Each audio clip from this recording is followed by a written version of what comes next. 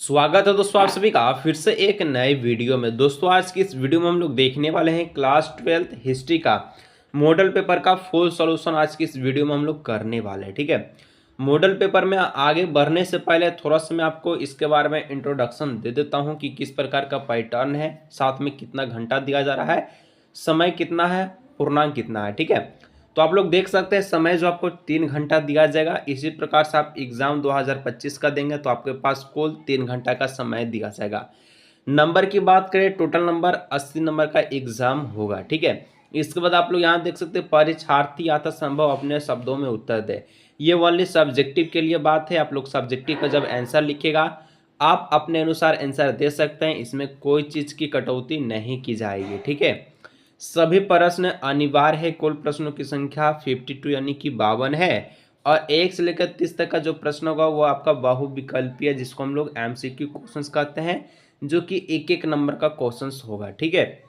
इसके बाद आपको 31 से लेकर 38 तक अति लघु उत्तरीय प्रश्न रहेगा, वेरी शॉर्ट आंसर क्वेश्चंस, जिसमें आपको 6 को प्रश्न का जवाब देना है। 2 नंबर का ये क्वेश्चंस रहेगा।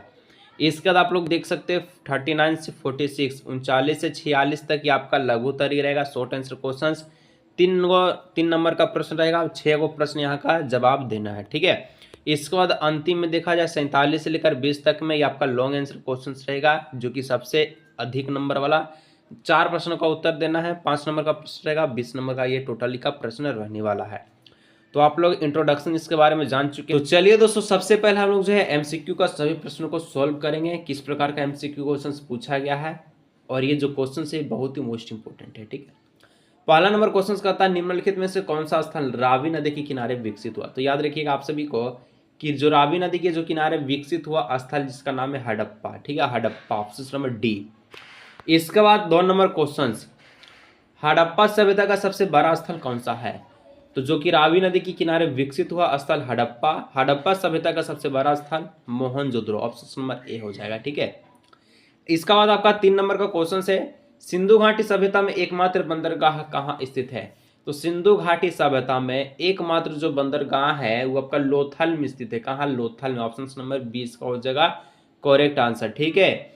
इसके बाद देखा जाए 4 नंबर क्वेश्चन पूछ रहा है बौद्ध साहित्य के अनुसार भारत में कितने महाजनपदों का विकास हुआ है। तो बौद्ध साहित्य के अनुसार बताना है। तो भारत में दोस्तों याद रखिए महाजनपद टोटल 16 महाजनपद का विकास हुआ है, ऑप्शन नंबर ए हो जाएगा 16, ठीक है। 5 नंबर पूछा गया है दक्षिण भारत में स्थित भारत का एकमात्र महाजनपद कौन सा है।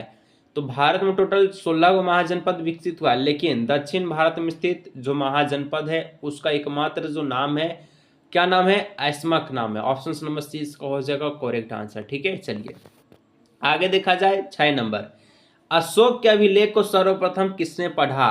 तो अशोक के अभिलेख को सबसे पहले पढ़ने वाला व्यक्ति का नाम है जेम्स प्रिंसपेस, ठीक है, जो कि एक पत्थर जैसा था उसी पर वो अपना लेख को लिखे थे, और जो कि सबसे पहले जेम्स प्रिंसेप ने पढ़ा था, ठीक है। क्या आप जब कॉपी लिखे थे तो सबसे पहले कौन पढ़ा था, नीचे कमेंट कीजिएगा, ठीक है, याद है कि नहीं, ठीक है। चलिए 7 नंबर, इंडिका किसकी रचना है। तो इंडिका दोस्तों किसकी रचना है, याद रखिएगा इंडिका, इंडिका आप सभी का मेगास्थनीज का रचना, ऑप्शन नंबर ए इसका हो जाएगा करेक्ट आंसर, ठीक है। आगे बढ़ा जाए प्रश्न में 8 नंबर की ओर। 8 नंबर बोलता है महाभारत का युद्ध कुरुक्षेत्र में कितने दिनों तक चला था। तो महाभारत का जो युद्ध हुआ था ये कुरुक्षेत्र में टोटल 18 दिन तक का यह युद्ध चलता रहा, ऑप्शन नंबर बी हो जाएगा 18 दिन, ठीक है। चलिए दोस्तों देखिए, अगर आप लोग बोर्ड एग्जाम में सबसे अच्छा स्कोर प्राप्त करना चाहते हैं 95%, ठीक है, लक्ष्य है आपका, टारगेट है, आप लोगों के लिए सबसे अच्छा गेस्ट पेपर को लेकर के आ चुके हैं, जो कि बोर्ड एग्जाम 2025 के लिए ही बनाया गया है, जिसमें 95% का लक्ष्य रखा गया। आप लोग स्क्रीन पर फोटो को देख सकते हैं। एमसीक्यू प्लस सब्जेक्टिव दोनों तरह का क्वेश्चन अवेलेबल है, हिंदी इंग्लिश दोनों मीडियम में अवेलेबल है। प्राइसिंग की बात किया जाए तो ये मात्र आपको 99 रुपये में ये गेस्ट पेपर आपको मिल जाएगा, ठीक है। कैसे मिलेगा, तो आप लोग यहाँ पर देख सकते हैं, क्या देख सकते हैं कि एक व्हाट्सअप नंबर है, ठीक है। इस नंबर पर दोस्तों आपको व्हाट्सअप करना है, व्हाट्सअप पर आपको हाई लिखना है। ऑनलाइन पेमेंट यूज करते हैं तो क्यूआर कोड जो देंगे उसको पे आप लोग 99 रुपये पे कर लीजिएगा, अगर आपको जो है ऑनलाइन गेस्ट पर व्हाट्सएप पर मिल जाएगा, ठीक है। तो तो जल्दी से देर मत कीजिएगा, व्हाट्सअप आप लोग जरूर कीजिएगा अगर 95% का लक्ष्य बोर्ड एग्जाम 2025 में क्लास 12 का रखे हो तो। देखा जाए 9 नंबर का क्वेश्चन बोलता है स्तूप किस धर्म से संबंधित है। तो स्तूप दोस्तों आपका बौद्ध धर्म से संबंधित है, यानी ऑप्शन नंबर डी हो जाएगा। 10 नंबर कहता है महावीर स्वामी का जन्म कहाँ हुआ था। तो ये कुंड ग्राम में, महावीर स्वामी का जन्म कुंड ग्राम में हुआ था, ऑप्शन नंबर बी। 11 मुक्तिदाता की कल्पना बौद्ध धर्म की किस शाखा में की गई है। तो दोस्तों मुक्तिदाता की जो कल्पना है ये बौद्ध धर्म के महायान, ठीक है, शाखा में की गई है। ऑप्शन नंबर सी इसको हो जाएगा करेक्ट आंसर। देखा जाए 12 नंबर पुराणों की संख्या कितनी है। तो टोटल पुराण दोस्तों 18 हुआ है, याद रखिए पुराणों की संख्या टोटल 18 है, ठीक है। आगे देखा जाए 13 नंबर अल-बिरूनी ने किस भाषा का जानकारी नहीं था, यानी कि अल-बिरूनी को किस भाषा का जानकारी नहीं था। तो सीरियाई भाषा, फारसी भाषा, संस्कृति भाषा, 3 भाषा का ज्ञान था, लेकिन यूनानी भाषा का नहीं था। 3 से अधिक भी हो सकता है, आप लोग ध्यान रखिए, ठीक है। ऑप्शन नंबर सी हो जाएगा यूनानी भाषा का अल-बिरूनी को ज्ञान नहीं था, ठीक है। अल-बिरूनी के द्वारा रचित पुस्तक के नाम क्या है, आप लोग नीचे कमेंट कर सकते हैं, ठीक है। चलिए यहाँ पर नेक्स्ट हम लोग देखा जाए 14 नंबर इब्न बतूता ने किस पुस्तक की रचना की। तो इब्न बतूता रिहला नामक पुस्तक की रचना किया, ठीक है, रिहला नामक पुस्तक की रचना, ठीक है। आगे देखा जाए और किताब उल हिंद ये पुस्तक कौन लिखा था, आप लोग नीचे कमेंट कीजिएगा किसकी रचना है, ठीक है। 15 पीर का अर्थ क्या होता है। तो पीर का मतलब याद रखिएगा गुरु होता है, क्या होता है गुरु, पीर मतलब गुरु, ऑप्शन नंबर ए हो जाएगा, ठीक है। इसके बाद 16 नंबर प्रसिद्ध सूफी संत मोइनुद्दीन चिश्ती का दरगाह कहाँ स्थित है। तो प्रसिद्ध सूफी संत मोइनुद्दीन चिश्ती का जो दरगाह है दोस्तों, ये आप लोगों को मैं बता दूं, ये आपका दिल्ली में स्थित है, ठीक है। कहाँ, दिल्ली, दिलवालों की शहर दिल्ली में, ऑप्शन नंबर ए। इसके बाद देखा जाए नेक्स्ट 17 नंबर अलवार संप्रदाय के लोग किस देवता को उपासना करते थे। तो ये आपका विष्णु देवता की उपासना कौन करता था, वो आपका अलवार संप्रदाय के जो लोग होता था वही, यानी ऑप्शन नंबर ए हो जाएगा, ठीक है।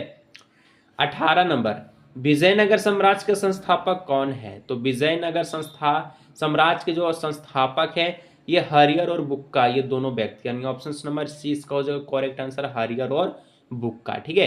देखिए आप जो एग्जाम दीजिएगा उसमें आपको OMR शीट नहीं दिया जाएगा, ठीक है। आपको वो जो है आप long answer question short very short जिस प्रकार का कॉपी में लिखेंगे, ठीक है, उसी में आपको क्या रहेगा उत्तर पुस्तिका में OMR शीट यानी कि MCQ का आंसर देना पड़ेगा। आप लोग देख लीजिए आंसर कैसे दीजिए, जैसे 18 नंबर है 18 का लिख दीजिएगा क्वेश्चन आंसर, ठीक है, क्या है तो ऑप्शन नंबर सी है, तो सी लिख दीजिएगा। सी में क्या लिखा गया, हरिहर और बुक्का, इस प्रकार से लिख दीजिएगा, 100% आपका 1 में 1 नंबर दे देगा, ठीक है। एकदम अच्छा तरीका बता है जिससे आप लोग लिख सकते हैं। इसके बाद 19 नंबर तेलुगु साहित्य अमुक्त मालांद की रचना किसने की। तो कृष्ण देव राय ने, यानी ऑप्शन नंबर बी। अकबरनामा का रचना किसने किया।